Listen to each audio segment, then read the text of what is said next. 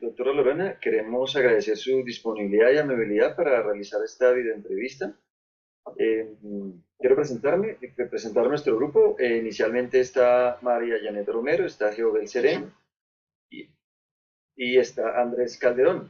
Nosotros somos estudiantes de último semestre de la Universidad EAN, de Administración de Empresas, modalidad virtual.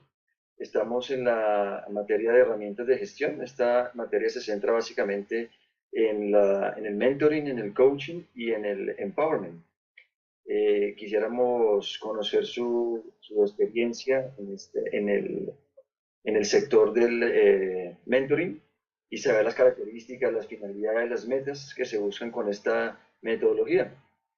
También quisiéramos saber sobre tu experiencia, tu experiencia profesional y acerca de estos temas. Buenos días, mi nombre es Gabriela Osorno, yo tengo 25 años, soy psicóloga especialista en psicología educativa de la Universidad Católica de Colombia. Digamos que el tiempo de experiencia que he tenido ha sido en la gran mayoría en la parte de la psicología de educación. He estado involucrada con un colegio, duré 2 años y medio trabajando como orientadora de bachillerato de un colegio en Soacha. Y ahorita estoy trabajando, me vinculé con la Universidad Santo Tomás en un proyecto que tenemos con la Secretaría de Educación del Distrito para trabajar el fortalecimiento de la media en 10º y 11. Y también alternamente me dedico a ser la vicepresidenta de experiencias de equipo de AIESEC, capítulo local EAN. Ya he estado más o menos un año en el cargo y ha sido una experiencia bastante enriquecedora y creo que de ahí es donde ha salido sobre todo mi experiencia en este sentido. Y pues nada, eso es como tal mi experiencia profesional y como los campos en los que he trabajado, siempre he trabajado con educación. Me encanta trabajar todo ese tipo de cosas porque siento que es como la herramienta principal para hacer que las cosas pasen. Entonces, pues no sé si quieren empezar con las preguntas. Muchísimas gracias. Entonces, pues la primera pregunta sería, ¿qué te motivó a decidirte a hacer mentoring? O sea, ¿cuál fue tu motivación inicial y qué es lo que la mantiene? Bueno, digamos que cuando yo estaba estudiando en la universidad, yo sentía que la psicología era una herramienta muy importante para mejorar ciertos procesos, digamos, de la naturaleza humana, pero no fue sino hasta que empecé a conocer el poder de la educación y el impacto que tiene la educación en los demás, que me di cuenta que ser mentor de alguien o ser la guía de otra persona es una muy buena estrategia para, para buscar ese mejoramiento de la calidad de vida, no solamente de las personas con las que yo trabajo directamente, sino de todo mi entorno. Entonces, creo que esa fue mi más grande inspiración, darme cuenta que la educación es el secreto para cambiar vidas y desde ese momento empecé a trabajar en pro de esto. Ok. Doctora Lorena, ¿cuál es esa característica o esa, digamos, habilidad principal que debe tener un mentor para que logre como ese vínculo con una persona que inicia un proceso de mentoring? Para mí lo más importante es la empatía, o sea, saber que el otro es importante y saber cuáles son las condiciones particulares que hacen que el otro necesite ese tipo de guía es lo más importante. Digamos, sí es cierto que es importante tener la estructura, digamos, metodológica y todo ese tipo de cosas para enseñar, pero es mucho más importante lograr esa empatía cercana que se tenga y buscar cuáles son las necesidades que esa persona tiene y cómo desde tu individualidad lo puedes suplir. Entonces, eso creo que es lo más importante. Okay. Doctora, cuando usted va a realizar un curso de mentoring o recibe personas para hacerles un mentoring, requiere un perfilamiento, puede ser cualquier persona o usted analiza, Micho, esta persona tiene que cumplir con un perfil específico para el mentoring. No necesariamente, digamos, en cuanto a IESEC, nosotros somos una organización que nos centramos en la parte de los jóvenes, ¿sí? Son básicamente que es lo que nosotros pedimos, que sean muchachos de 18 a 30 años que estén dispuestos a hacer un cambio en el mundo. Y digamos, en mi parte laboral, ya trabajo es con estudiantes de 15 a 18 años, entonces, más que un perfil específico que yo necesite para trabajar, es más las personas que están interesadas en tener este tipo de información, este tipo de formación más que cualquier cosa. Entonces, pues la verdad, perfiles que estén dispuestos a trabajar y que estén dispuestos a aprender de sí mismos y de su entorno, creo que eso es lo más importante y lo que yo siempre pido, como la actitud. Ok. Doctora Lorena, ¿usted encuentra el perfil de sus mentorados para diseñar puntualmente el plan de mentoring? Claro, digamos, ninguna población es igual a la otra. Entonces, obviamente, para eso se hacen las caracterizaciones de las poblaciones. Digamos, en las primeras sesiones en las que yo trabajo con cualquier tipo de población, son espacios primero para generar empatía y segundo para identificar cuál es la característica del grupo. Digamos, hay grupos que son muy participativos, que les encanta, digamos, hacer actividades vivenciales y ese tipo de cosas, entonces yo sé que no puedo dar una hora cátedra de pie frente de todos mostrando presentaciones de PowerPoint, en cambio me toca ponerlos a sentar, a jugar y ese tipo de cosas. En cambio hay otros que son mucho más estructurados y que, digamos, las sesiones que se les tiene que dar son mucho más dadas a eso. Entonces, pues sí, claro, se tiene en cuenta, pero lo ideal en últimas es que salgan de su zona de confort y siempre hagan cosas que nunca han estado, digamos, dispuestos a hacer y que en un espacio como este, que es totalmente fuera de la agenda de sus vidas, cambie la manera como hacen las cosas. Yo, por ejemplo, soy supremamente vivencial, a mí me encanta la recocha, me encanta que se muevan, que salten, que hagan ese tipo de cosas, porque siento que es una estrategia muy buena para hacerlo. Muchas gracias. Quisiera saber si una vez que se inicia el proceso de mentoring, este proceso se aplica a la persona que está recibiendo el mentoring y cómo haces para que... ¿Aló? ¿Qué está pasando con un avión? Ya, pues, ¿Y cómo haces para que esta persona que está recibiendo el mentoring se mantenga motivado, se mantenga activo? O sea, mm, me eh, refiero a más allá de que desde mi concepto personal la persona tiene que estar de por sí ya interesada en el tema para pues empezar a recibir el proceso. sí, digamos, eh, hay una estrategia que nosotros usamos mucho en AIS que tiene que ver con mostrar la vulnerabilidad, ¿sí?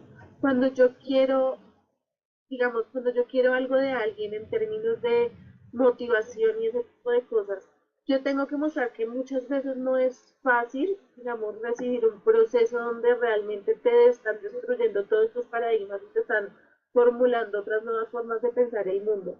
Entonces, cuando yo muestro que para mí como mentor también es difícil de pronto trabajar ese tipo de temas, la persona es mucho más abierta a ese tipo de cosas. Y sí es difícil, yo no te lo niego, pero es mucho más sencillo mostrar que no solamente eres un profesor, sino que eres un ser humano que está detrás de la bata, por ejemplo, cuando yo trabajaba en el colegio.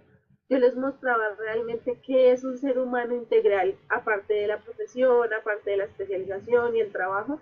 Es más como, mira, yo también tengo sentimientos y yo también tengo cómo trabajar contigo en este tema. Entonces, eso es supremamente importante y hacer check-in todo el tiempo, o sea, como todo el tiempo preguntar cómo estás, qué necesitas, qué cosas podemos cambiar de tu proceso para que sea mucho más efectivo para ti y adecuarlo de esa manera, porque si no, simplemente va a ser un monólogo que yo voy a dar y la persona del otro lado simplemente está escuchando y ya y no participa en el proceso. O Entonces, sea, sí, todo el tiempo, o sea, preguntar todo el tiempo cómo estás, qué necesitas y cómo podemos cambiar la metodología. es decir, generar un feedback constante Todo el tiempo, personal todo el para cada o sea, para tiempo. cada Sí. persona individual. No, no es como una fórmula estándar que se aplique para todos. Sí, total. O sea, yo la verdad no podría, por ejemplo, asumir que mi grupo de 35 muchachos está bien todo el tiempo porque yo sé que no es así. Entonces, digamos, en los breaks, en los almuerzos, en cualquier espacio, yo me siento con uno por uno, con el que vea de pronto desmotivado, y le pregunto, bueno, ¿qué necesitas tú para que te vuelvas a motivar? ¿Qué cosas necesitas, por ejemplo, para seguir trabajando bien como lo venías haciendo desde el principio? Y ese proceso de feedback es muy efectivo porque ya la persona no piensa simplemente ahí, es que la profe está allá arriba, sino que simplemente es otra persona que está trabajando con él. Claro. Lo que yo veo es que se hace como llegar a la persona como de una manera muy amable. De todas maneras, en ese proceso de retroalimentación, encuentran estas personas de alguna manera rechazo o dificultad para recibir las observaciones o oportunidades de mejora. Hay algo con lo que siempre hay que trabajar en un proceso educativo que es con el ego del saber previo. O sea, siempre hay una persona que sabe algo y que cree que esa es la manera fija y, mejor dicho, esa es la única manera de hacer las cosas. Cuando llega otra persona, generalmente, yo, yo cuando llego a un sitio generalmente me veo muy joven. Entonces, claro, estoy trabajando con docentes, por ejemplo, y yo les estoy enseñando una manera de hacer las cosas y ellos me dicen, pero porque una niña como usted viene a mí a enseñarme cosas que yo ya sé hacer. Claro, Entonces es difícil y esa resistencia siempre existe. Pero no hay nada que la amabilidad y la empatía no supere. así Digamos, es. viendo tu experiencia laboral, viendo que eres una persona que sabe mucho del tema, pues eso no quiere decir que no necesites para aprender. Y de esa manera, créanme, con el tiempo, sea el niño más niño, es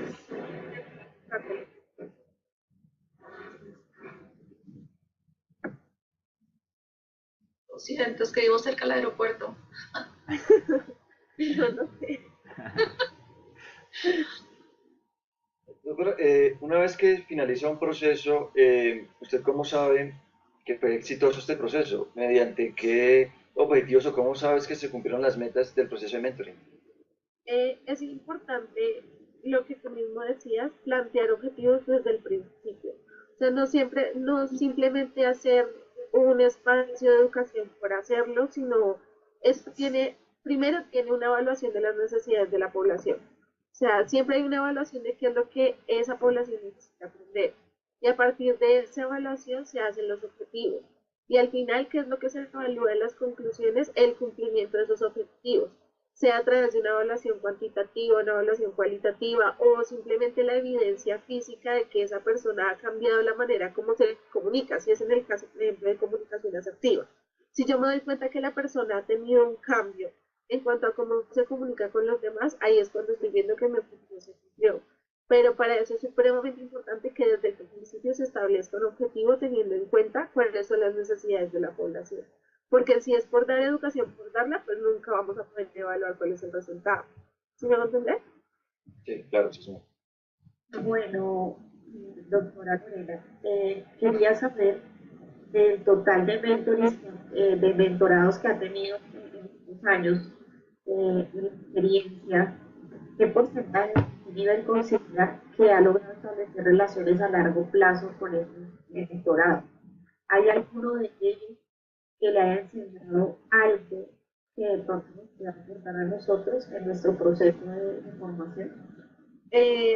Sí, digamos, yo he trabajado con fundaciones, he trabajado con colegios y todo ese tipo de cosas, entonces los muchachos son muy jóvenes, digamos, de las cosas así, y obviamente desde la parte profesional es muy complejo mantener una relación que no sea, digamos, de profesional a alumno, por lo que los muchachos son menores de edad y todo ese tipo de cosas. Pero en IESEC somos todos iguales, somos estudiantes, ellos son estudiantes universitarios, entonces con ellos sí puedo mantener una relación muy cercana y sí es maravilloso la cantidad de cosas que te enseñan, digamos, de yo tenía una niña en una fundación cuando estaba haciendo las prácticas, era una niña que estaba en un proceso de rehabilitación de drogas y nosotros estábamos allá simplemente para hacer sesiones de salud sexual y reproductiva y prevención de consumo de sustancias.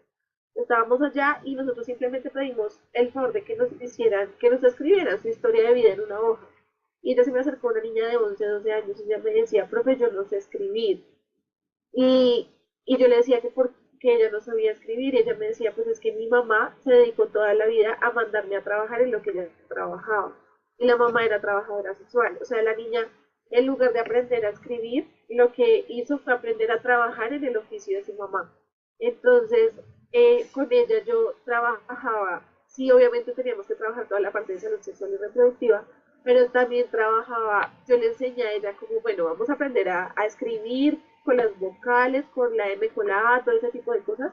Y obviamente en un año es muy difícil lograr como todo ese tipo de cosas, pero a mí esa niña me enseñó que muchas veces la vida te pone a ti circunstancias que tú no, con las que tú no tienes absolutamente ningún control, como por ejemplo eso. Tú no tienes el control de que tu mamá te mande a hacer lo que ella siempre ha hecho porque ese es tu estilo de vida, pero tú sí tienes el control de cambiar tu vida y tú llegas a un contexto distinto, aprender cosas distintas y para esa niña fue muy difícil aprender, pero lo hizo. Entonces, ese tipo de cosas, ese tipo de historias de vida son las que yo me quedo y creo que para ustedes también es supremamente importante porque son, a veces uno piensa, no, mi vida es terrible, no sé, he vivido una cantidad de cosas y obviamente la individualidad, sí, todos hemos vivido situaciones difíciles. Pero cuando yo me sentaba con estas niñas, ellas me contaban, no, es que mi papá mató a mi mamá, cosas horribles, horribles. Sí. Pero entonces es sentarse con ellas y hablar de esa capacidad de resiliencia y de salir adelante a pesar de todas esas dificultades. Eso fue algo que a mí me marcó toda la vida. Y cada historia de cada muchacho que yo trabajo son historias que me quedan para la vida. Y por eso me gusta tanto trabajar con jóvenes. Y por eso siempre impulso a los muchachos. Y digamos en AIEC, yo los impulso a caminar, vamos a la fundación y caminar.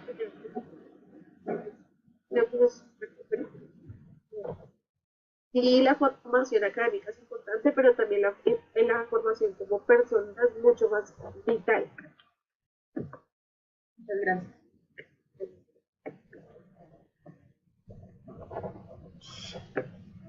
No sé si alguien más quiere hacer una pregunta como de conclusión a la... Bueno, pues por ejemplo, a mí me gustaría preguntarte, ¿qué piensas tú que es lo más valioso que ha dejado pues para tu vida personal el haberte decidido a aplicar tus conocimientos desde el punto de vista psicológico y todo hacia la mentoría de personas? Me imagino que no solamente en el campo profesional, sino en el personal también. ¿Y eso cómo ha repercutido en tu vida? Mira, yo algo que tengo claro es que yo no tengo todos los conocimientos del mundo. O sea, yo sé de lo que sé porque me he dedicado muchísimo a estudiar. A mí la academia me apasiona muchísimo, me encanta aprender cosas nuevas, pero no lo sé todo. Y cuando yo pongo al servicio de los otros lo que sé y estoy dispuesta a aprender de lo que los demás me enseñan, ahí es cuando se crece muchísimo como individuo y como profesional incluso. Es muy difícil, digamos, acercarse a las poblaciones con las que yo he tenido que trabajar, es muy difícil, pero cuando simplemente tú tienes la humildad de aceptar que no lo sabes todo y que las demás personas te pueden enseñar, es algo que te enriquece muchísimo. ¿Y por qué lo hice? Simplemente porque yo quería estudiar psicología porque yo quería cambiar el mundo. Y para mí es muy difícil cambiar el mundo si no cambio la mentalidad del otro. O sea, si no le doy un granito de arena para que esa persona piense distinto y sea distinto, ¿sí? Porque, digamos, ¿qué hubiera pasado en la vida de esta niña que les contaba si no hubiera llegado una persona cualquiera a enseñarle una cosa distinta y un estilo de vida distinto? Entonces ahí es cuando se ve el valor de las acciones diarias y que cualquier persona, sin ser psicólogo, sin ser administrador, simplemente con tener un corazón y hacer las cosas con amor, esa es la persona que va a cambiar el mundo. Entonces siempre he trabajado y he luchado por eso desde que estaba como en octavo en el colegio. Yo quería ser psicóloga por eso y creo que he trabajado en pro a eso y de pronto no he logrado todo lo que quiero y por eso es que tengo tantos planes en mi vida, pero lo que he hecho lo he hecho con tanto amor y con la satisfacción de que estoy haciendo las cosas porque las quiero hacer y no porque me obligan. Entonces para mí eso es lo más importante. Y ya creo que eso es como mi inspiración diaria, o sea, tratar de dejarle un poquito de luz a la gente, eso es como lo que siempre he querido hacer y lo que he hecho, gracias a Dios me ha dado la oportunidad de hacerlo, entonces creo que con eso estoy satisfecha hasta ahora. Ok, doctor, bueno, muchísimas gracias. A través de esta entrevista con usted nos hemos dado cuenta de la importante labor y tarea que tiene un mentoring y cómo esto puede sacar a las personas adelante y mostrarles un nuevo rumbo, ¿no? Un nuevo futuro, una nueva finalidad. Nos pareció muy interesante. Muchísimas gracias. Gracias a Muchas ustedes, gracias, igual, doctor. cualquier cosa que necesiten aquí voy a estar. Vale, muchísimas gracias.